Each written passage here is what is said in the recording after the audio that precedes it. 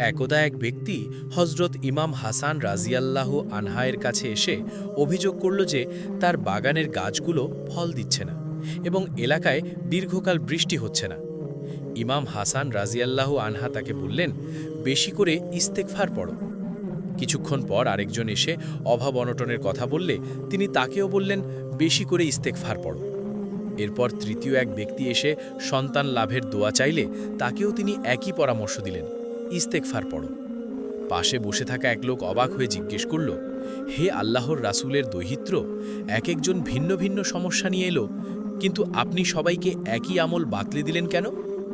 ইমাম হাসান রাজিয়াল্লাহু আনহা মুচকি হেসে পবিত্র কুরআনের সূরা নূহ ৭১ থেকে ১০-১২ আয়াতগুলো তিলাওয়াত করলেন, যেখানে আল্লাহ তাআলা বলেছেন, তোমরা তোমাদের রবের কাছে ক্ষমা প্রার্থনা করো, নিশ্চয়ই তিনি অতিশয় ক্ষমাশীল।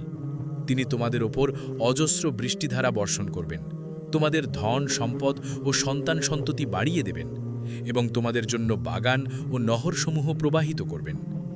শিক্ষা: মহান আল্লাহর কাছে আন্তরিকভাবে ক্ষমা চাইলে দুনিয়া ও আখেরাতের সব মুশকিল আসান হয়ে যায়।